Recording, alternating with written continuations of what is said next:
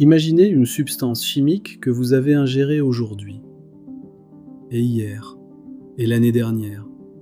Une substance que vous ne pouvez pas éliminer, que votre foie ne sait pas dégrader et qui s'accumule dans vos organes depuis des décennies.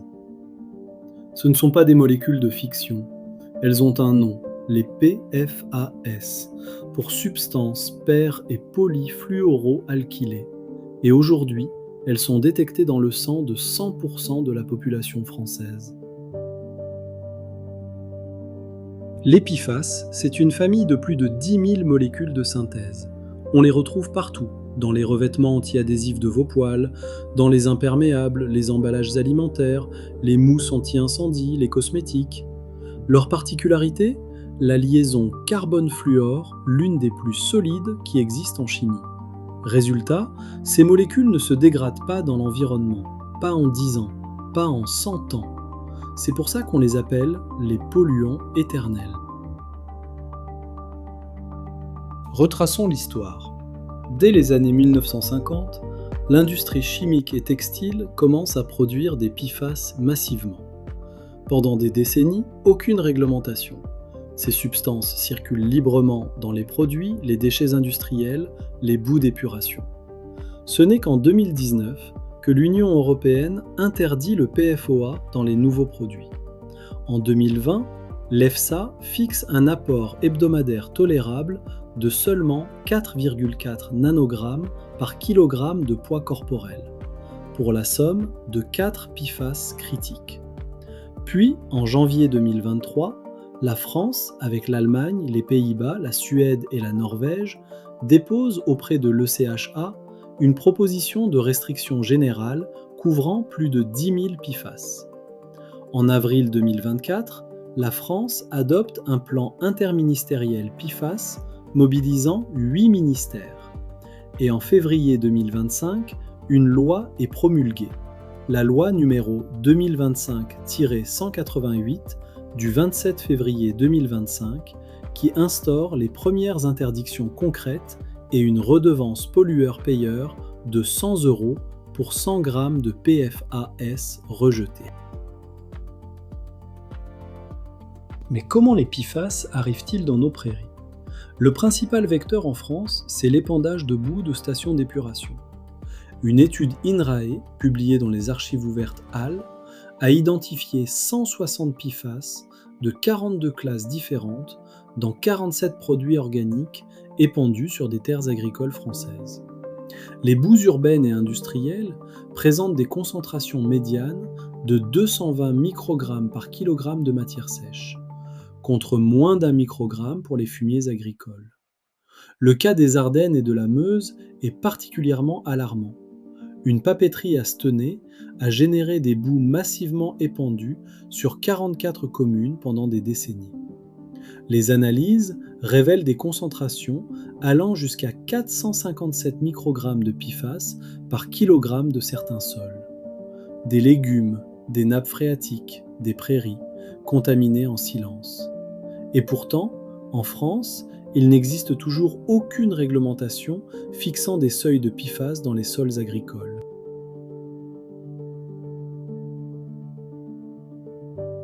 Qu'est-ce que ça signifie pour notre santé ?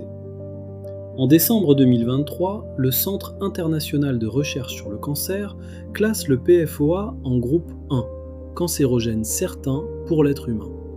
Foie, sein, reins, testicules, les organes cibles sont multiples. Le FSA a identifié comme effet critique la diminution de la réponse immunitaire aux vaccinations chez l'enfant. Autrement dit, des enfants exposés répondent moins bien aux vaccins. Ce n'est pas une hypothèse, c'est la base sur laquelle a été calculée la dose tolérable. On observe aussi des liens établis avec la dyslipidémie, le diabète gestationnel, les troubles de la fertilité masculine et féminine, l'endométriose et des retards de développement chez les nouveau-nés. En France, l'enquête nationale de biosurveillance Alban, lancée en 2024, mesurera les niveaux de PFAS dans le sang de 3000 personnes. Résultat attendu en 2028. Côté environnement, les constats sont tout aussi préoccupants. L'ANSES a détecté le TFA, acide trifluoroacétique, dans 92% des échantillons d'eau brute française en 2024. Ce composé, issu de la dégradation de certains PFAS, n'est pas encore réglementé. Dans les écosystèmes aquatiques, les PFAS se bioaccumulent, de l'eau vers les invertébrés, vers les poissons, vers les prédateurs. Les ours polaires et les phoques en Arctique, qui se nourrissent de poissons de l'Atlantique Nord, présentent des concentrations mesurables de PFAS. Dans les prairies, les plantes absorbent les PFAS à chaînes courtes dans leurs feuilles et leurs fruits, tandis que les chaînes longues se concentrent dans les racines. Résultat, germination réduite, croissance ralentie, photosynthèse perturbée. Sur le plan réglementaire, la restriction REACH générale sur les 10 000 PFAS est en cours d'évaluation à l'ECHA. Avis final attendu fin 2026, vote de la Commission européenne en 2027. En France, les interdictions progressives commencent dès janvier 2026 pour les cosmétiques et les textiles imperméabilisés. Sur la dépollution, des technologies émergent. Le projet européen Green Water Tech 2, lancé en janvier 2026 à Lyon, teste un réacteur thermo-photocatalytique capable de détruire les PFAS dans l'eau. Une équipe de l'Université de Montpellier a développé un matériau 100 à 1000 fois plus rapide que les filtres actuels, capable de capturer et de détruire la liaison carbone-fluor. Le marché global de dépollution PFAS devrait atteindre 1 milliard de dollars américains en 2025, avec une croissance de plus 12% par an. La substitution industrielle avance aussi. Des alternatives non fluorées existent pour le textile, la cosmétique et l'emballage. Le standard bluesign n'accepte plus aucun nouveau produit contenant des PFAS depuis 2024. Les PFAS illustrent une réalité systémique. Quand l'industrie avance plus vite que la science, et la science plus vite que la réglementation, ce sont les écosystèmes et les corps humains qui font les frais de cette latence. 3 choses à retenir. 1. 70 ans ont passé sans réglementation. La loi 2025 est historique, mais le vide sur les sols agricoles reste critique. 2. 100% des Français portent des PFAS dans leur sang. L'enquête Alban donnera l'ampleur réelle des effets sanitaires à partir de 2028. 3. Les solutions technologiques existent.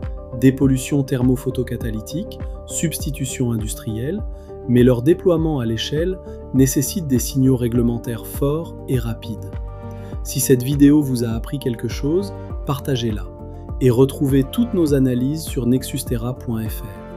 À bientôt sur Nexus Terra.